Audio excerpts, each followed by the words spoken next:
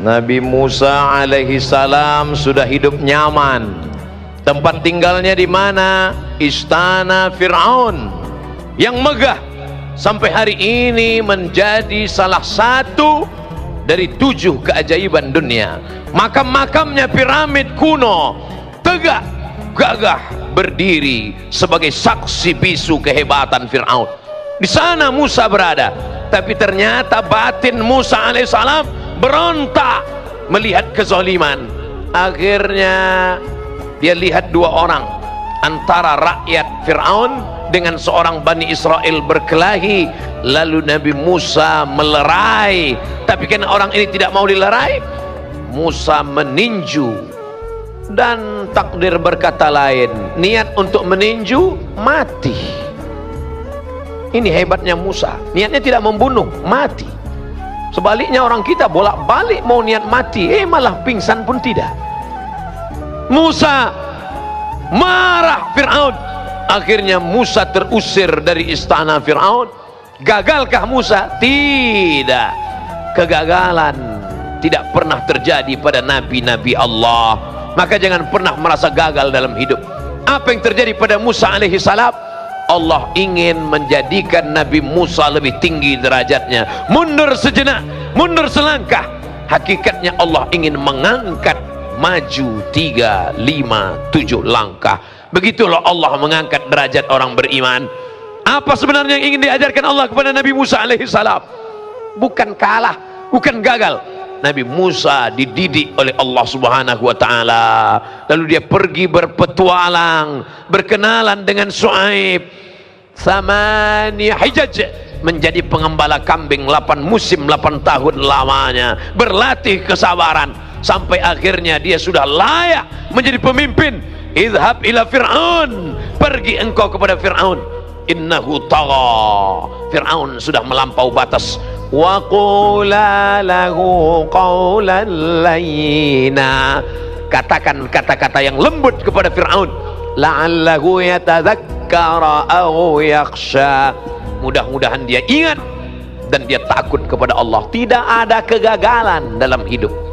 Nabi Ibrahim alaihissalam marah Raja Namrus. Apa kata Namrus? Kumpulkan kayu-kayu bakar, bakar, harriquhu, bakar dia. Gagalkah Nabi Ibrahim? Tidak. Ibrahim tidak pernah gagal dalam hidup. Sebenarnya Allah ingin mengajarkannya supaya berpegang kepada tali Allah. Di sanalah tawakalnya putus. Tak ada satupun tempat bergantung. Api menyala, tabiat api panas akan membakar, gosong, melepuh, hancur, menjadi abu, dihembus angin, hilang. Tapi Allah tidak ingin membuat Ibrahim hilang. Justru tabiat api berubah menjadi dingin. Ya nar, hai api, kuni bardan, jadilah engkau sejuk, dingin. Andai Allah hanya berkata sejuk, mungkin Nabi Ibrahim akan mati kedinginan, membeku. Tapi Allah tutup ayat itu. Ya naru kuni bardan wasalaman, sejuk tapi engkau selamat bagi Ibrahim. Ibrahim keluar dari api dalam keadaan kedinginan. Dia tidak gagal, terikat dalam api, tidak gagal selama bersama dengan Allah. Tertelan ikan dalam perut, dalam ikan yang besar, di dalam lautan yang malam, kelam, gelap, di tengah laut. Kaki tidak menginjak tanah, tepian tidak tampak. Itu bukan kegagalan. Selama engkau bersama dengan Allah. Meninggal anakmu, kau tidak gagal. Hancur bisnismu, kau tidak gagal. Bersama dengan Allah. Justru kau gagal ketika ada kekuasaan di tanganmu, tapi tidak kau pakai menolong agama Allah. Hartamu banyak, tapi tak kau pakai untuk menyekolahkan anak yatim, membuka dayah pondok pesantren, mewakafkan tanah.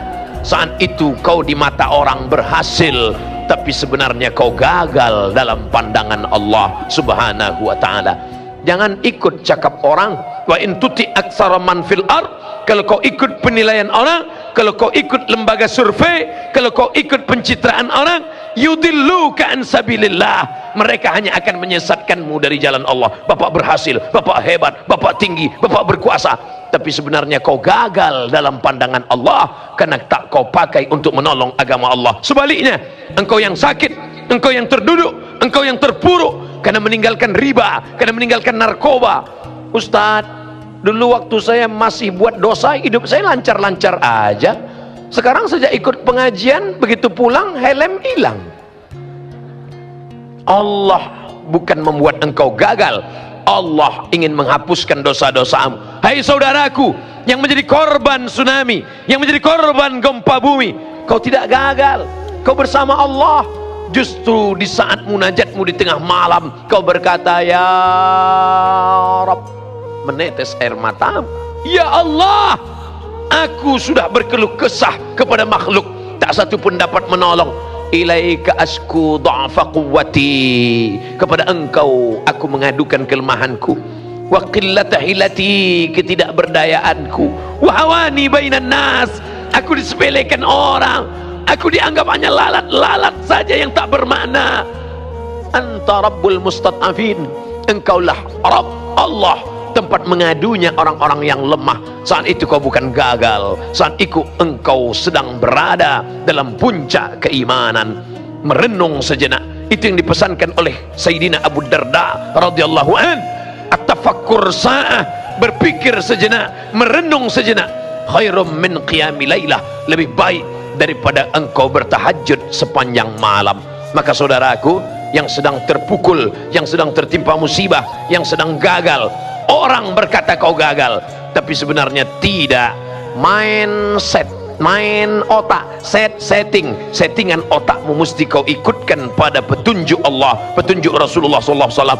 Ada orang yang kau sangka sedang mendapatkan nikmat, tapi sebenarnya dia sedang mendapatkan nikmat berbaju laknat. Saya tidak pernah sholat, saya tidak pernah puasa, saya tidak pernah bersedekah, rezeki saya lancar, anak saya sehat, keluarga saya aman, adem, ayam, tentram. Sebenarnya kau sedang dipermainkan dengan istidraj. Sanastadrijuhum min haitsu la ya'lamun. Mereka yang merasa dirinya berhasil, tidak pernah gagal, padahal mereka sedang kumainkan. Wa umli lahum, aku ulur rezekinya banyak, aku ulur kekuasaannya hebat, aku ulur badannya sehat. Inna kaidi matin, ingat tipu dayaku amat sangat hebat. Maka saudaraku yang gagal dalam bisnis, saudaraku yang gagal karena sakit, saudaraku gagal dalam rumah tangga, sebenarnya kalau kau sabar, kau serahkan diri kepada Allah, engkau sedang diuji oleh Allah. Kalau kau sabar, ma tawadha'a, tidak ada satupun orang yang merendahkan dirinya kepada Allah. Kalau semua orang sudah tidak mau mendengarmu, maka berbisiklah ke tanah, berbisiklah ke bumi, maka makhluk-makhluk langit akan mengabulkan doa-doamu. Di sujud terakhir kau katakan subhana rabbiyal a'la wa bihamdih. Allah akan memperkenankan doa kita insyaallah. Amin.